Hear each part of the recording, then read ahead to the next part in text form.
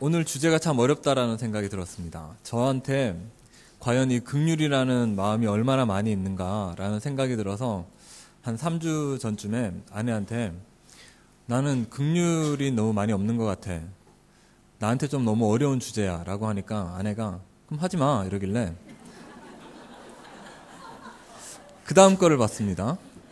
그 다음 게 마음이 청결한 자인데 내가 그렇다고 딱히 그렇게 마음이 청결한가 그런 생각이 들고 그 다음 걸 봐도 딱히 나랑 관계없는 것 같고 그 다음 걸 봐도 그래서 이러다가는 설교를 못할까봐 그냥 하기로 했습니다. 그러면서 그런 생각이 들었습니다. 교회는 문제가 하나 있는데 목사가 참 문제다. 그런 생각이 들었어요. 목사가 되게 많이 긍휼함을 가지고 은혜를 가지고 그렇게 은혜를 나누면 얼마나 좋을까라는 생각이 들었습니다. 저는 원래 이렇게 감정적이지 못합니다. 좀 하나님이 저를 만드실 때 요즘 페이스북에 유행하는 게 하나님이 나를 만드셨을 때 뭘 가지고 만드셨나 뭐 이런 거 아이들이 장난으로 많이 보는데요. 이름이나 이런 걸 넣어서 점 보는 거 비슷하게 그때 뭐 하나님이 뭐 결론은 그겁니다. 하나님이 실수하셨다. 뭐 해서 나를 좀 이상하게 만드셨다. 근데 저는 느낌이 좀 감정적인 부분들이 제가 좀 없지 않나라는 생각이 들었어요. 저는 딱히 막 무서워하거나 앞에서 떨거나 또 뭐 재밌는 걸 봐도 막 되게 웃거나 슬픈 영화를 봐도 혼자 왜 이 상황에서 왜 우리 와이프는 울고 있을까 그냥 그걸 고민하는데 그러면서 긍휼한 마음이 없다라는 거에 대해서 저는 굉장히 큰 좀 어려움이 있었어요. 기도할 때도 기도는 하는데 긍휼하지 않는 거예요. 그래서 어떻게 하면 긍휼할까라는 생각을 가지고 이 시간에 저와 여러분이 만약에 긍휼한 마음이 많이 없으시다면 함께 하나님 말씀 가운데로 우리가 같이 좀 나아가 봤으면 좋겠다라는 생각이 듭니다. 우리나라 사람들은 되게 좋은 게 있는데 인심이라는 게 되게 좋습니다. 인심이 원래 좀 요즘에는 많이 잃었는데 요즘 젊은 사람들은 좀 이해를 하지 못할 만큼 우리나라 분들은 원래 인심이 좋습니다. 왜 도대체 이 사람은 왜 이렇게까지 해야 하나 할 만큼 인심이 좋습니다. 요즘에는 이걸 오지랖이라고 하죠. 그래서 아내가 남편의 오지랖 때문에 뭐 이렇게 좀 어렵다 힘들다 이런 글들이 인터넷에 올라오면 야 그럼 어떻게 사냐 이런 댓글들이 달리는데 원래 우리나라 사람들 원래 오지랖이 넓습니다. 그래서 다른 사람의 일을 다른 사람의 일이라고 생각을 하지 않고 내 일이라고 생각을 합니다. 오지랖 넓은 남편이 비판의 대상이지만 사실은 다 오지랖이 넓어야 됩니다. 그리고 다른 사람의 일을 내 일처럼 막 거들어주고 남자들 상갓집 가면 3일 동안 안 오고 이러잖아요. 그러면 여자들이 막 바가지를 긁고 인터넷에 올리고 비난하고 어떻게 그렇게 또 사냐 이렇게 욕하고 그런 인터넷 카페가 있는데 저희 집사람이 되게 재밌다고 맨날 봅니다. 근데 우리나라 사람들은 원래 이랬었습니다. 요즘은 서구화가 돼가지고 다른 사람을 좀 간섭하거나 간섭받는 걸 별로 좋아하지 않는데 또 자기랑 잘 맞는 사람들을 많이 만나려 하잖아요. 근데 과거에는 그렇지 않았었습니다. 과거에는 정말 한 사람 한 사람 마을 일이 내 일이고 내 일이 마을 일이었습니다. 다른 이웃 사람의 일이 내 일이었습니다. 그냥 내 일이기 때문에 도와주는 게 당연한 겁니다. 내 일이기 때문에 거기에서 가서 그 사람을 위해서 힘들어해주고 같이 울어주고 같이 안아주고 도와주는 게 당연한 거였었습니다. 그리고 딱히 거기에 대해서 별 말을 하지 않았었습니다. 왜 그럴까? 왜 요즘에는 이런 모습들이 많이 없는데 옛날에 우리 민족은 왜 그랬을까?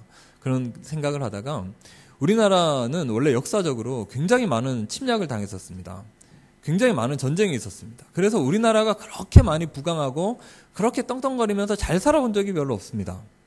그래서 다 어려우니까 내가 내가 어려움을 아니까 내가 이 사람의 어려움도 이해하는 것입니다. 혹시 밥 굶는 사람이 있으면 그러면 안 되는데 라는 마음에 경상도에서는 인사를 어떻게 하는지 아십니까? 우리나라 분들 인사할 때 보통 어떻게 합니까? 할아버지가 지나가면 경상도는 할뱅교 이렇게 인사합니다. 할뱅교 이렇게 인사하면 그래 이렇게 인사하는데 좀 더 나아가서 물어본 다음에 밥 반번 니껴, 뭐 이렇게 안동 그렇게 이야기한다고 안동 쪽에는 반번 니껴 그렇게 인사하고 반무스에 그렇게 네, 저희 동네에서는 그렇게 이야기합니다. 그 밥을 식사를 하셨냐라는 뜻이 내가 이 사람을 지금 눈여겨보고 있다. 내가 이 사람을 지키고 있다라는 의미입니다. 그래서 혹시나 식사 못하고 다니면 밥 못 먹고 다니면 산에 가가지고 이렇게 뭐 나물 캐다가 칠기라도 좀 구하면은 그 집 갖다 줘야 되겠다 하고 이렇게 밥 못 먹은 사람들, 같이 힘든 사람들을 도와주는 것이 우리 민족의 정서가 아닌가라는 생각이 듭니다. 우리 그리스도의 교회도 그러해야 합니다. 그리스도의 교회도 원래 태생이 오지랖이 넓습니다. 교회는 원래 그렇습니다. 교회 처음 생겨났을 때 어땠습니까? 처음 생겨났을 때 누구 하나 내 것이라고 하는 사람이 없었습니다. 그게 은혜를 많이 받으니까 헌금을 엄청나게 많이 갖고 와가지고 교회에다가 그냥 헌금을 많이 했다라는 뜻이 아닙니다. 내 건데, 분명히 내 건데 다른 사람이 어려움을 보니까 내게 아니라는 거예요. 우리나라 사람들의 정서랑 비슷합니다. 이 사람의 어려움이 그냥 내 어려움인 거예요. 이 사람의 고통이 그냥 내 고통인 겁니다. 그래서 내 거를 다 가지고 와서 이거 하나님이 나에게 주신 거야. 이거 원래 내게 아니야. 라고 인정해 주는 겁니다. 그래서 나누고 베푸는 것입니다. 원래 교회가 태어날 때부터 교회는 굉장히 어려움 가운데서 태어났지 않겠습니까? 교회 예수님을 믿는 사람들이 상업적으로나 이렇게 활동 같은 걸 할 수 없는 구조가 있었습니다. 그래서 가난한 사람들이 죽어갔습니다. 하지만 부자들이 자기의 밭을 모두 다 팔아서 이 가난한 사람들을 도와주기 시작했습니다.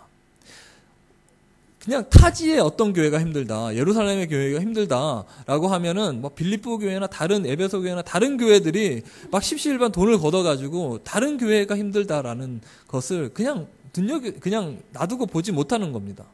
그 교회의 아픔이, 그 사람의 아픔이, 우리 교인의 아픔이 그냥 내 아픔이 되는 것입니다. 저 사람은 그냥 저렇게 사는구나, 저 사람은 그냥 저렇게 힘든구나라고 생각하지 않는 겁니다. 교회는 원래 그렇습니다. 만약에 우리가 지금 그렇지 못하다면 우리는 그냥 교회의 모습과 좀 멀어지고 있는 것입니다. 우리가 때로는 절대로 이해할 수 없는 아픔을 겪을 수도 있습니다. 이렇게까지 아플 수 있나라는 생각이 들 수도 있습니다. 그리고 나는 별로 잘못한 것이 없는데 비난의 화살이 나에게 꽂힐 때가 있습니다. 오히려 선을 베풀었는데 그게 악으로 돌아올 때가 있습니다. 그럴 때가 있습니다. 욥도 그랬습니다. 욥이 잘못한 게 뭐가 있습니까? 욥이 성경에 말할 때 욥이 되게 잘못했기 때문에 고통을 당했습니까? 하지만 사람들이 와서 고통당하는 사람들을 보니까 그런 생각이 드는 겁니다. 이 사람은 죄를 지었구나. 이 사람은 죄인이기 때문에 하나님이 지금 벌을 내리시는구나. 라고 생각할 때도 있습니다. 한 여인이 있었습니다. 12년간 혈루병이라는 굉장히 몹쓸 병에 걸려서 그녀의 인생은 파멸의 길을 걷게 되었었습니다. 생각을 해보십시오. 12년 전입니다. 12년 전부터 지금까지 아팠습니다. 12년 전이면 제가 대학 졸업할 때쯤 됩니다. 그녀의 원치 않았던 병 때문에 그녀는 인생의 끝을 맛보았습니다. 자살을 생각해서 한 12번은 더 했을 사람입니다. 혈루병이 얼마나 엄청난 병입니까? 다른 사람들이 꺼려하는 병입니다. 활동이 불가능한 병입니다. 움직임 자체가 힘든 병입니다. 그 병을 12년간 앓고 있었습니다. 왜 하나님이 나한테 이런 병 주셨나? 라는 생각을 몇 번이나 더 했겠습니까? 수없이 되뇌이지 않았습니까? 자그마치 12년입니다. 많은 사람들이 처음에는 불쌍해하다가 내 잘못 때문이다 라고는 여론이 점점 커져갑니다. 네 잘못 때문에. 내 잘못이 있지 않았냐? 잘 생각해봐라. 너 혹시 뭐 죄 있지 않냐? 잘 생각해봐라. 죄와 연관짓기 시작했습니다. 왜냐하면 이 혈루병 자체가 레위기에서는 죄와 연관이 있는 병이기 때문에 그렇습니다. 오랜 시간 이러고 있다 보니까 그녀도 가만히 생각해 보니까 죄 지은 게 너무 많다는 생각이 듭니다. 돌이켜보면 죄가 너무나 많습니다. 스스로 생각하기에도 내가 이 정도 죄 지었으면 이런 병 걸릴만 하다라고 생각이 들기도 합니다. 내가 나를 저주할 때도 있습니다. 혈루병이 보통 병이 아닙니다. 우리 인생의 문제도 이만큼 힘든 문제를 겪을 수도 있습니다. 하지만 모든 사람이 나를 버린 것 같지만 우리가 만약에 하나님의 긍휼하심을 믿고 있다면 되는 겁니다. 우리 하나님께서 나에게 긍휼하심을 베푸시고 계신다는 사실을 우리가 인정할 때 그 속에서 하나님의 놀라운 역사가 시작되게 되는 것입니다. 이 여자가 믿음으로 나왔습니다. 믿음으로 나와서 예수님의 옷자락이라도 만져야지 라는 생각이 들었습니다. 그때 예수님은 굉장히 바빴습니다. 저는 바쁘면 아무것도 못합니다. 저는 바쁘면 용량이 작아서 막 우왕좌왕합니다. 근데 예수님은 굉장히 바쁘셨습니다. 예수님이 막 바쁜 걸음을 걷고 계셨습니다. 이 여자가 예수님의 옷자락을 댔을 때 몸이 나은 것을 느꼈습니다. 근데 예수님은 바쁘신데 갑자기 섰습니다. 누가 내 옷을 만졌느냐? 물으셨습니다. 그때 수많은 사람들이 예수님을 에워싸고 있었습니다. 그 사람들이 그럽니다. 예수님 바쁩니다. 이러고 있을 시간이 없으십니다. 야이로도 그럽니다. 주님, 내 딸이 지금 죽어가고 있습니다. 곧 죽을 것 같습니다. 근데 예수님은 아랑곳하지 않으십니다. 누가 내 옷 만졌냐고 물으십니다.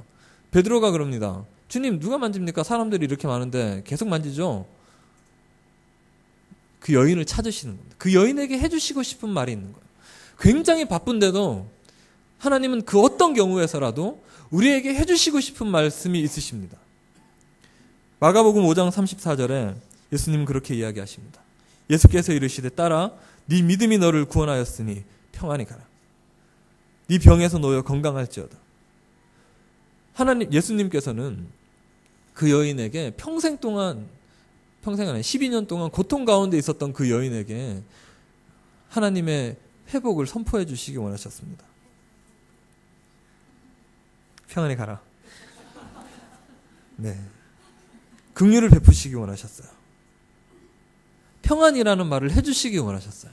한 번도 평안이 없는 그 여인에게 평안이라는 말을 해주시기 원하셨습니다. 우리가 한계라고 느껴질 때, 와, 우리가 이제 끝이라고 느껴질 때, 우리가 이 정도 되면은 한계이지 않나? 라는 생각이 들 때, 이 문제를 가지고 우리를 긍휼히 여기시는 하나님께로 나아가면 우리 주님께서 우리에게 해주시는 말씀이 있는데, 이제 시작이다 라는 말씀을 해주시는 겁니다. 우리가 기대고 의지해야 되는 것은 하나님의 긍휼입니다. 우리가 절대로 이해할 수 없는 아픔이 있다면 그 고통을 수많은 사람들이 내 고통을 외면하고 나를 긍휼히 여겨주지 않을 때 우리가 딱 한 가지 좋은 게 있다면 우리가 예수님의 십자가를 만나게 되는 것입니다. 하나님과 만나게 되는 것입니다. 우리가 기대고 의지해야 되는 것은 하나님의 긍휼입니다, 여러분. 하나님을 긍휼하는 나라가 하나님의 나라입니다. 이 교회는 이 긍휼을 회복해야 합니다. 긍휼이 충만한 나라가 하나님의 나라입니다. 우리가 하나님의 나라로 이루어가기 위해서 하나님의 긍휼을 사모해야 하는데 우리 진짜로 하나님이 우리를 그렇게 긍휼하게 여기신다라고 믿으실 수 있으십니까? 하나님이 진짜 나를 그토록 긍휼하게 여긴다고 믿으실 수 있으십니까? 어느 날 저희 아들이 저한테 그랬습니다. 하나님은 참 좋겠다. 마음대로 할 수 있어서. 여러분 그렇게 생각하십니까? 하나님 생각해 보십시오. 하나님은 얼마나 좋으십니까? 마음대로 막 할 수 있고 마음대로 돌아다니실 수 있고. 근데 하나님은 마음대로 하기를 포기하셨습니다. 우리 하나님은 우리에게 주님이 내 고통을 이해하십니까? 우리 아들이 한 말을 돌려서 말하면 무슨 말이 되겠습니까? 하나님이 어떻게 나를 이해하겠어? 하나님이 장난감도 마음대로 못 사는 엄마 아빠가 안 사주는 나를 어떻게 이해하겠어? 라는 거 아니겠습니까? 하나님 좋겠다. 요즘 자꾸 애들이 한국 가고 싶다 뭐 이런 얘기 하는데 마음대로 한국도 가실 수 있고 얼마나 좋겠어. 100불이나 되는 엄청나게 큰 돈으로 장난감도 사실 수 있잖아. 뭐 이런 생각을 하지 않겠습니까? 근데 하나님은 그런 우리가 혹시나 이해하지 못할까봐 우리가 하나님의 그 크신 긍휼이 있다라는 걸 모를까봐 하나님이 우리를 어떻게 사랑하신다는 걸 모를까봐 그 깊은 고통을 맛보기 위해서 이 땅에 오셨습니다. 2000년 전에 로마인의 가장 잔인한 방법인 십자가형으로 예수님은 돌아가셨습니다. 그 고통을 어떻게 이해할 수 있을까요? 누가복음 22장 44절에 이런 구절이 있습니다. 예수께서 힘쓰고 애써 더욱 간절히 기도하시니 땀이 땅에 떨어지는 핏방울같이 되더라. 땀이 피처럼 돼서 흘러나올 수 있겠습니까? 제가 어떤 의학자의 이야기를 들었는데 사람이 극도의 스트레스를 받으면 사람이 너무너무 큰 스트레스를 받으면 땀이 흐를 때 그 땀샘 곁에 있는 모세혈관이 터진답니다. 그래서 모세혈관이 터져서 땀샘에서 이 피가 나올 수가 있다라고 합니다. 예수님의 고통을 이해할 때 어떤 심적인 고통부터 우리는 이해하려고 해야 되지 않을까라는 생각이 듭니다. 예수님은 먼저 신문을 받으셨죠. 극도의 스트레스를 받으신 다음에 신문을 받으셨습니다. 단 하루 만에 빌라도에게 안나스에게 끌려갔다가 대제사장의 장인이 안나스에게 끌려갔다가 그 다음에 당시 총독이었었던 빌라도에게 끌려갔다가 그리고 빌라도가 처리하기 귀찮으니까 헤롯에게 보내버립니다. 헤롯에게 끌려가셨다가 갖은 모욕을 받으시고 다시 빌라도에게 끌려오셨습니다. 단 하루 만에 그랬습니다. 그리고 태형을 받으셨습니다. 태형은 채찍질을 하는 건데 예전에는 이 채찍에 대해서 계속 설명을 해줘야 됐었는데 요즘에는 그 영화 한 편 때문에 거의 다 이해하게 됐습니다. 가죽끈에 그 양의 뼈나 그 쇠구슬 같은 걸 달아서 한번 탁 내리치면은 그 피가 나고 살이 찢어지고 멍이 듭니다. 계속 내리치면 뼈가 드러납니다. 피하 조직이 다 찢어지고 피가 나셨습니다. 그리고 옷을 그 피 묻은 피에 얼룩진 몸에 붉은색 옷을 입히셨죠. 그리고 손가락 크기의 가시가 돋쳐있는 가시 면류관을 쓰셨습니다. 십자가를 양쪽 어깨에 맸습니다. 십자가는 한 50kg 정도가 된다고 합니다. 이 50kg의 큰 십자가를 메고 다듬지 않은 이 나무가 한 걸음 한 걸음 걸어갈 때 살을 파고들었을 것입니다. 저는 영화를 보면서 좀 충격적인 장면이 하나 있었는데 제가 생각하지 못했던 장면이 있었는데 십자가를 뒤집는 장면이었습니다. 손과 발에 못이 박히고 이 못이 빠지지 않기 위해서 십자가를 뒤집었습니다.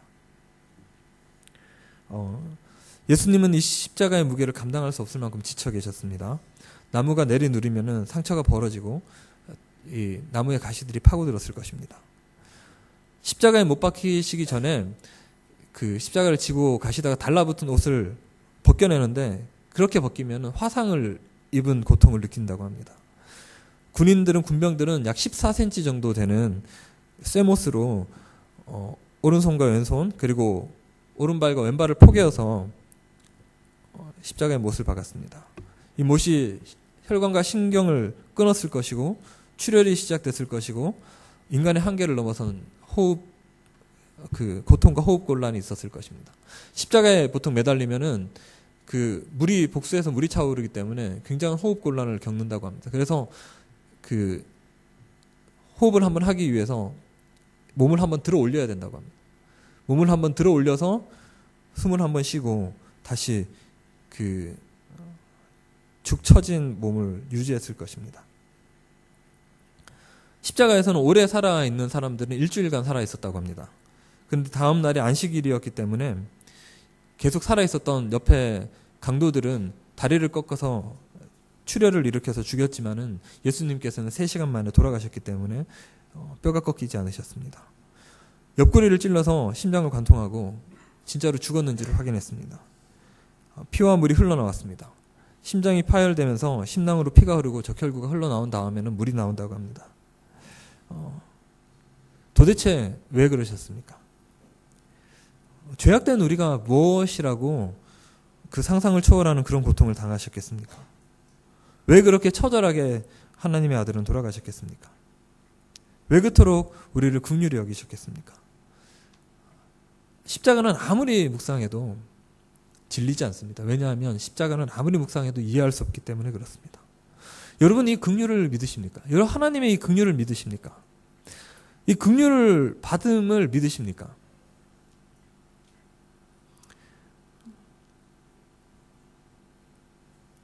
우리가 이 긍휼을 받지 못하는 이유는 이 긍휼을 베푸셨다는 사실을 믿을 수 없기 때문에 그렇습니다. 오늘 본문은 이렇게 이야기합니다. 긍휼히 여기는 자는 복이 있나니 그들이 긍휼히 여김을 받을 것이며.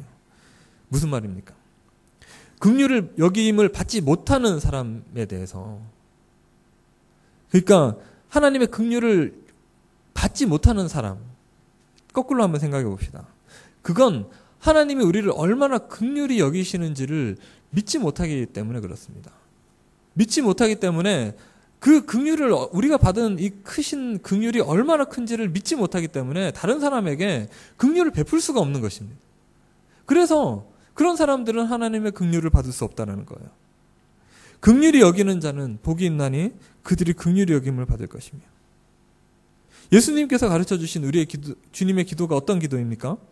우리가 다른 사람의 잘못을 용서한 것처럼 주님 우리 잘못을 용서해 주십시오. 우리 죄를 용서해 주십시오. 사실 이번 주에 저는 한 사람이 되게 미웠습니다. 저희 교회 분은 아니신데 미웠습니다. 자다가 제가 원래 새벽에 깨도 다시 잘 자는데 새벽에 그냥 깬 다음에 그분이 미워가지고 눈이 떠져 버렸습니다. 말똥말똥. 어떻게 이렇게 악으로 선을 갚냐 그런 생각이 들었습니다. 그런다가 1만 달란트 빚진 자의 비유가 생각이 났습니다. 1만 달란트의 빚진 자의 비유가 긍휼히 여김을 받았는데 긍휼히 여겼는지 모르는 거예요. 긍휼히 여겼는지 모르는 겁니다. 내가 누군가가 되게 미울 때 나는 긍휼히 여김을 받지 못했다라는 증거가 됩니다. 아, 긍휼히 여겨야 되는구나. 아, 내가 이 사람에게 가져야 되는 표정은 긍휼히 여기는 표정이구나 라는 생각이 들었습니다. 예수님은 이런 긍휼히 여기는 사람을 칭찬하십니다. 마태복음 25장 35절 36절에 내가 줄일 때 너희가 먹을 것을 주었고 목마를 때 마시게 하였고 나그네 되었을 때 영접하였고 헐벗을 때 옷을 입혔고 병들었을 때 돌보았고 옥에 갇혔을 때 와서 보았느니라. 누가 그랬습니까? 예수님한테 직접 그런 게 아닙니다. 그 사람들도 이해하지 못했습니다. 주님 언제 우리가 그랬습니까? 지극히 작은 자에게 한 것이 나에게 한 것이다. 그렇게 말씀하셨습니다. 우리가 누구에게 호의를 베풀었는데 우리는 역으로 당할 수도 있습니다. 사기를 맞을 수도 있습니다. 낙심하지 마십시오. 우리가 선을 베풀었을 때 낙심하지 마십시오.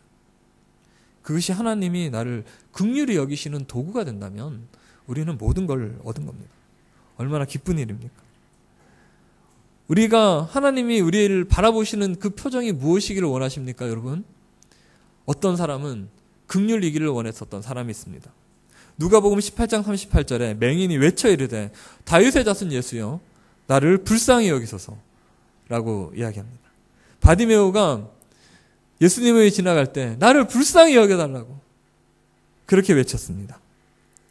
모든 역경과 어려움과 모든 괴로움을 만약에 이게 하나님이 나를 긍휼히 여기신다라는 믿음이 있을 때 우리는 이 모든 역경과 어려움을 대하는 태도가 달라지고 생각들이 달라집니다.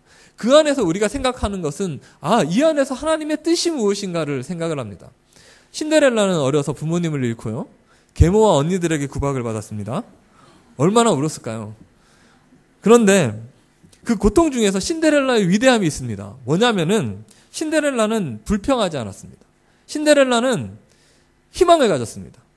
희망은 꼭 이루어질 거야 라는 생각을 했습니다. 그녀는 최대한대로 노력을 했습니다. 시편 103편 13절에 아버지가 자식을 긍휼히 여긴 같이 여호와께서는 자기를 경외하는 자를 긍휼히 여기신다라고 말씀하셨습니다. 불평하지 않는 것, 그러니까 하나님의 긍휼하심을 믿고 하나님께 순종하는 것은 하나님을 경외하는 것입니다. 불평하는 시간에 기도하는 거예요. 사람들은 불평할 때, 이해할 수 없을 때 내가 하나님의 긍휼을 믿고 있다면 나는 그 어려움들을 하나님의 뜻이 무엇인가를 믿고 그 어려움 가운데 고난 가운데 더 열심히 할 수 있는 것입니다. 신데렐라는 더 열심히 했습니다. 더 강해졌습니다. 그래서 신데렐라는 다른 사람들과 전혀 다른 발을 가지게 됐습니다. 아무도 신데렐라의 구두를 신을 수가 없었습니다. 우리 발레리나 강수지의 발을 기억하십니까? 그런 신발을 어떻게 신습니까? 아무도 못 신었습니다.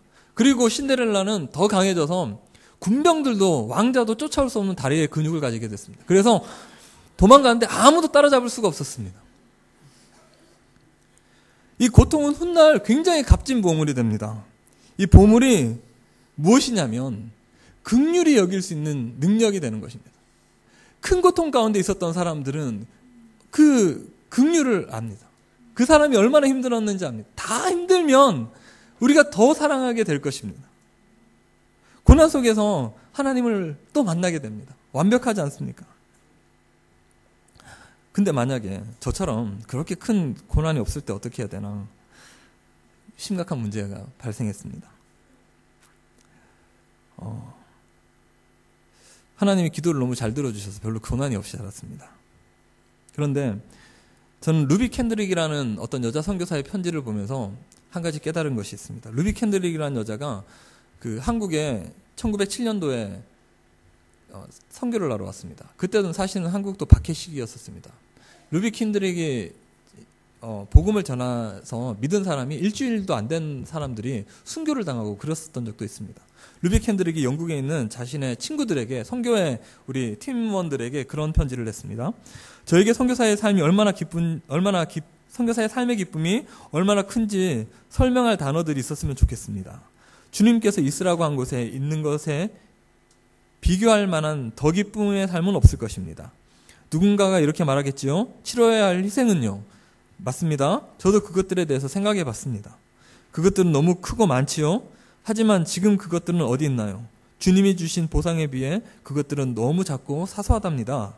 제가 잠시라도 머뭇거린 것이 얼마나 창피한지요. 선교회 여러분, 만약 주님께서 당신을 추수할 곳으로 부르신다면 내가 여기 있습니다. 나를 보내소서 라고 빨리 기쁘게 그리고 온 마음으로 응답하세요. 한국에는 추수할 것은 많고 일꾼들은 너무나 적습니다. 여러분들이 십수명씩 20명씩 이곳으로 올 것을 부탁합니다. 나에게 1000개의 생명이 있더라도 저는 한국을 위해 모든 것을 바칠 것입니다. 라고 편지를 냈습니다. 그리고 루비 캔드릭이 어머니에게도 편지를 냈습니다. 그 편지의 마지막 부분에 이런 구절이 있습니다. 저는 이곳에서 작은 씨앗이 되기로 결심했습니다. 제가 씨앗이 되어 이 땅에 묻히게 되었을 때 아마 하나님의 시간이 되면 조선 땅에는 많은 꽃들이 피고 그들도 여러 나라에서 씨앗이 될 것입니다. 저는 이 땅에 저의 심장을 묻겠습니다. 바로 이것은 조선을 향하는 저의 열정이 아니라 조선을 향한 하나님의 사랑이라는 것을 알게 되었습니다. 어머니 아버지 사랑합니다.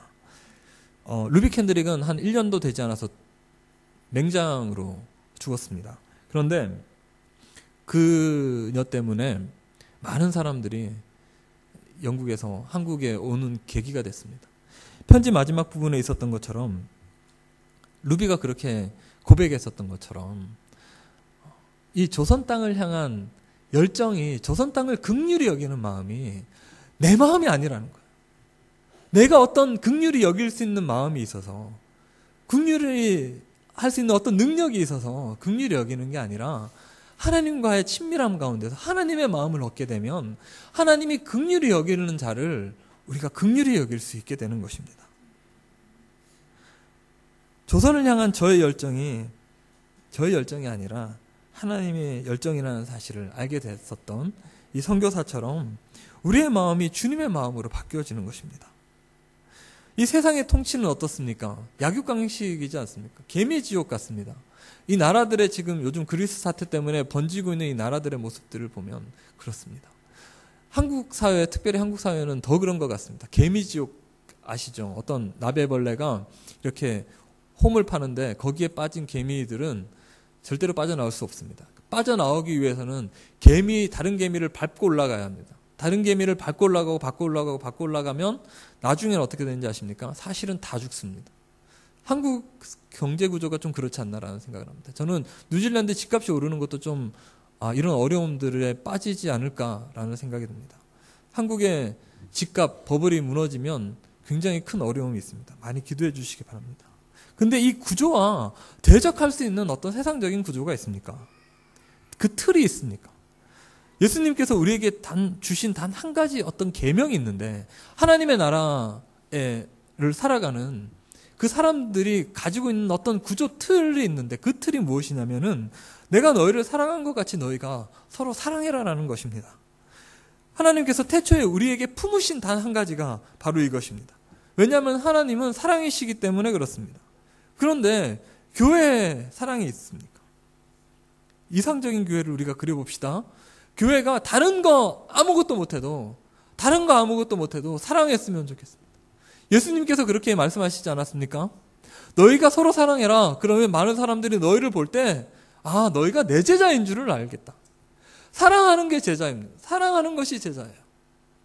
사랑하는 것밖에 없습니다. 다른 어떤 열심보다도 사랑해야 합니다. 긍휼히 여겨야 합니다. 하나님이 우리에게 큰 상을 주시기를 원하십니다. 하나님은 구체적으로 어떤 상을 주시겠다라고 이야기합니다. 창세기 1장 28절에 하나님이 그렇게 말씀하셨습니다. 하나님이 그들에게 복을 주시며 하나님이 그들에게 이르시되 생육하고 번성하여 땅에 충만하라. 땅을 정복하라. 땅의 물고기와 하늘의 새와 땅에 움직이는 모든 생물을 다스리라 하시니라. 사람을 지으실 때 어떤 목적 중에 다스림에 대한 어떤 목적이 있으십니다. 하나님과의 교제, 찬양 이런 것도 물론 맞지만 다스림이 있는 것입니다. 하나님의 나라에서 다스림이 있는 것입니다. 이 땅에서도 주시는 권세인 줄 믿습니다. 왜냐하면 이 땅은 하나님 나라의 예형이기 때문에 그렇습니다. 누가복음 19장 17절에는 이런 말씀이 나옵니다. 주인이 이르되 잘하였다 착하고 충성된 착한 종이여 네가 지극히 작은 것에 충성하였으니 10고을 권세를 차지하라 하시고 긍휼한 마음이 있어야 합니다.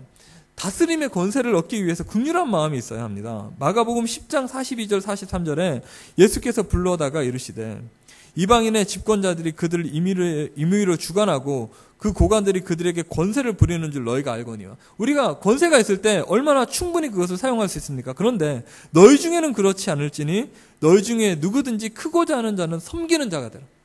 누구든지 크고자 하는 자는 섬기는 자가 되어야 해요. 섬기는 자가 될 때 그 다스림의 권세를 얻을 수 있습니다.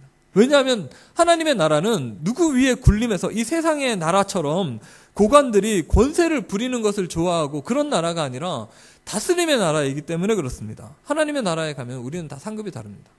근데 그 중에서 다스림의 권세를 주실 때, 고을을 맡겨주실 때 하나님의 기준은 너희가 얼마나 많이 긍휼을 베풀었냐라는 거예요. 제가 전임 전도사로 처음 나갈 때 저희 장인 어른이 저에게 하신 말씀이 있습니다. 네가 앞에 딱 서서 설교를 할 때 밑에 앉아있는 사람들을 한번 봐라. 그리고 그 사람들을 긍휼하게 여겨라. 기대하고 있지 않는 사람들도 있습니다. 그냥 예배 드리는 것에 만족하고 있는 사람들이 있습니다. 그런데 그분들도 하나님의 그 크신 긍휼이 필요한 분들이십니다. 더 필요합니다. 근데 내 안에 사랑이 없어서 말라 비틀어져 있다는 것에 대해서 저는 안타깝습니다. 교회는 목사가 제일 문제가 맞습니다. 성도들을 잘 가르치면 성도들이 얼마나 큰 사랑 가운데서 은혜를 받겠습니까? 저는 그렇게 믿습니다. 목사가 잘 가르치면, 삶으로 잘 가르치면 서로 물고 뜯는 것이 사라질 것입니다. 서로 물고 뜯고 오늘날 이렇게 피폐해진 이 교회의 모습이 된 건 목회자의 잘못이 아닌가라는 생각이 듭니다. 목사가 입만 열면 찬송하고 성도들과 만나면 간증하고 하나님을 찬양하고 그 삶이 그러면은 우리 성도들의 입술에서도 다른 사람을 비판하는 입술이 사라지지 않을까라는 생각이 들었습니다. 마찬가지로 이 죄악된 세상을 긍휼히 여기고 이 세상의 참된 회복을 실천하는 자에게 하나님은 긍휼히 여기실 것입니다. 만약에 목사의 말을 잘 안 들어도 하나님의 목사를 얼마나 긍휼히 여기시겠습니까? 나의 아픔과 고통 가운데서 다가오신 예수님의 모습은 어떤 모습이셨습니까? 찬송 가사 중에 영광을 다 버린 나그네라는 가사가 있지 않습니까? 딱 그 모습이 아닙니까? 예수님의 모습은 모든 영광을 다 버린 그냥 나그네의 모습이셨습니다. 요한일서 4장 19절 20절에 우리가 사랑함은 그가 먼저 우리를 사랑하셨습니다. 누구든지 하나님을 사랑하노라 하고 그 형제를 미워하면 이는 거짓말하는 자니 보는 바 그 형제를 사랑하지 아니하는 자는 보지 못하는 바 하나님을 사랑할 수 없느니라. 지금 이곳은 여러분들이 지금 계신 이 교회는 하나님의 나라입니다. 보이는 하나님의 나라입니다. 저는 우리 교회가 오지랖이 넓었으면 좋겠습니다. 예배 드리러 오는 이 자리에서 많은 사람들의 손을 붙들어 주고 기도할 수 있는 사람들이 많았으면 좋겠습니다. 그들의 아픔을 치유하고 그들의 눈물 닦아주고 회복하게 해주고 사랑해주고 아픔을 함께 나눠주고 고통을 함께 나눠줬으면 좋겠습니다. 그 사람의 만약에 필요를 채워주지 못한다면 발을 구르면서 하나님께 기도하는 그런 공동체였으면 좋겠습니다. 뜨겁게 품는 공동체였으면 좋겠습니다. 이 죄악된 세상에서 오직 빛과 소금의 역할은 그 자질은 성도만이 가지고 있습니다. 오직 성도에게만 이 세상의 회복자로서의 자질이 주어져 있습니다. 그것은 바로 우리만이 하나님의 사랑을 예수 그리스도의 그 크신 긍휼을 알기 때문에 그렇습니다. 그 크신 긍휼을 아는 사람만이 이 세상을 회복할 수 있습니다. 이 세상을 사랑할 수 있습니다. 죄악된 이 세상을 사랑할 수 있고 지금 내 옆에 괴로워하고 아픔 가운데 있는 그들을 알아줄 수 있고 그들을 우리 주님의 사랑으로 품어줄 수 있습니다. 긍휼히 여기는 자는 복이 있나니 그들이 긍휼히 여김을 받을 것입니다. 기도하시겠습니다. 하나님, 우리를 불쌍히 여겨주시고